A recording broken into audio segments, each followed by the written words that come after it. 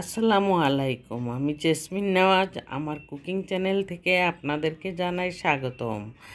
আজকে আমি এখানে ডাঁটা চিংড়ি মাছ দিয়ে আলু দিয়ে রান্না করেছি। দেখলে কেমন মনে হচ্ছে আপনাদের কাছে কমেন্টে জানাবেন।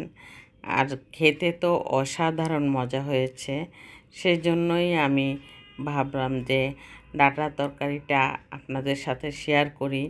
এভাবে ডাঁটা রান্না করলে আর কি ধরনের ডাঁটা কিনে আনলে এরকম কালার সুন্দর আসে, সেজন্য আমি এখানে একটি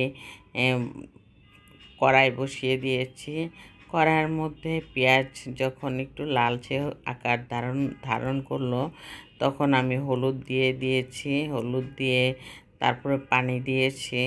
হালকা মশলায় কিন্তু ডাঁটা রান্না করতে হয়, বেশি মশলা দেওয়া যায় না। ডাঁটা যত হালকা মশলা দিয়ে রান্না করবেন তত টেস্ট বেশি হবে। আর ডাঁটাটা কি একটু লালচে আকার ছিল। অনেক সময় ডাঁটা সাদা হয়, আবার অনেক সময় গোলাপি রঙের হয়, আবার অনেক সময় হালকা গোলাপি কালারের একটু মোটা ধরনের হয়। সেটা ডাঁটা দেখলে কিন্তু বোঝা যায় কোন ডাঁটাটা সিদ্ধ হবে এবং কোন ডাঁটাটা মজা হবে। সেই চিন্তা করে আমি ডাঁটাটা বাজারে দেখেই আমি সাথে সাথে কিনে নিয়েছি, যে ভাবলাম যে হয়তো ডাঁটাটা অনেক মজা হবে। আসলেই যখন একটা বলক আসলো তখন একদম ডাঁটাটা সবুজ আকার ধারণ করলো। আর কিছুক্ষণ পরেই ডাঁটাটা সিদ্ধ হয়ে গেল। অনেক ডাঁটা আছে অনেক সময় লাগে, কিন্তু সেই ডাঁটা কখনোই মজা হয় না।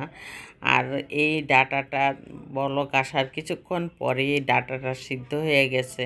সেই জন্য আমি এই ডাঁটাটা এইভাবে রান্না করে আমরা দুজন, আমার হাজব্যান্ড আর আমি অনেক শখ করে খেয়েছি। অনেক মজা হয়েছে। দেখুন একদম সবুজ আকার ধারণ করেছে। ডাঁটাটা এত সুন্দর লাগছে যে বলার বাহিরে। আর আমার ভিডিওটা যদি আপনাদের ভালো লাগে, আপনাদের কাছে ভালো লেগে থাকে, তাহলে অবশ্যই সাবস্ক্রাইব করে অল বাটনে প্রেস করে রাখবেন। আর একটি লাইক তো অবশ্যই দিয়ে যাবেন, কারণ আমি একদমই ছোট ভিডিও দেই। আর আমার ভিডিওটা ফুল ওয়াচ করলে আমি অনেক খুশি হব।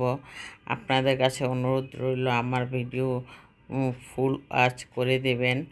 আর এখানে ডাঁটাটা রান্না করার শেষে আমি সার্ভিং ডিশে নিয়ে নিলাম। আমরা এখন খেতে বসবো। সেই জন্য ডাঁটার ধরনটা দেখুন কত সুন্দর হয়েছে। আর এই ডাঁটা যে কোনো ভাবে রান্না করলেও মজা লাগবে।